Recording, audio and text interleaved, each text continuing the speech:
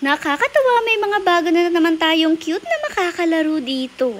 Hello Pack members! Welcome back to Husky Pack TV Vlog! For today's video, habang nakatambay kami ng Junakis ko dito sa labas, tinawag ko sina Whitey at biglang nagulat ako kasi may kasunod din silang maliit at dalawa pa nga sila. Naalala ko nga, may bago nga palang tuta, etong sina Kuya at heto nga yung puppy na yon. Pero actually, nasa loob naman talaga sila ng gate. Pero kasya nga sila sa gate, kaya naman nakakalabas silang ganyan. Kita nyo rin naman na yung isa puppy, pero yung isa ay medyo parang hindi puppy kasi nga pusa po siya. Mukha lang nga talaga silang magkapatid dahil magkapareha sila ng kulay at magka-size rin nga, pero maya-maya pa mapapag-iwanan na nga yung kuting dahil lalaki na talaga ang puppy na ito. Super pansinin rin nga pala ang puppy na to kasi alam nyo ba, sinusundan niya yung mga sasakyan na dumadaan. Cute man tingnan na sunod siya ng sunod, pero delikado yun para sa kanya, hindi din naman siya maikulong sa loob dahil kasyang-kasya nga siya sa gate. After nga makipagkulitan ni mother sa kanya, dito naman tayo sa kuting na napakaganda. Sabi nga namin ay mukhang may lahi siya kasi tingnan nyo naman, napakabalbon din niya. Bali dito nga rin siya kina Kuya dahil nakita nga namin na galing rin siya doon sa loob nga ng gate. Nakakatuwa pa nga ay kahit saan pumunta ang puppy na ito ay kasunod rin nga niya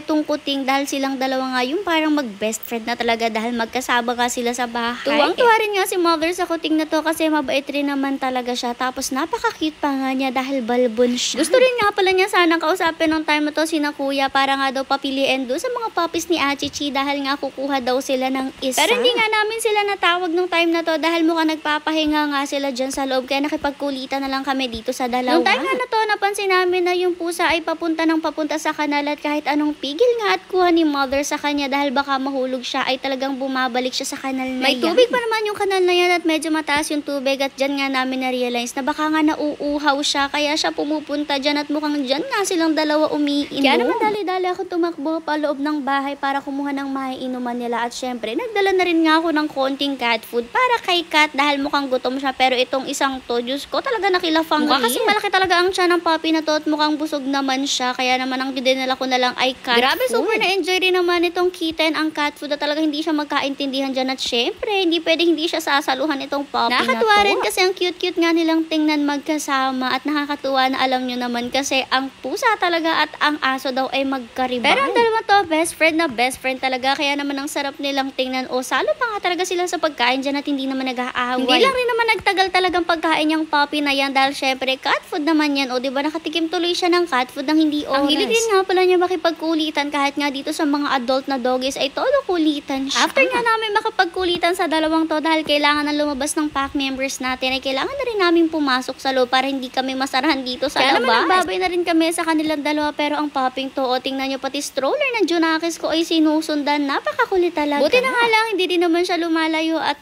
bumabalik rin naman siya sa bahay nila. Nung time na to nga lang ay sumunod siya hanggang dito sa mansion at for nakagulo tuloy ang ating pack members. Pero nung tumahol ang pack members natin ay umuwi na agad siya at sobrang bilis pa talaga ng pagtakbo niya sa takot.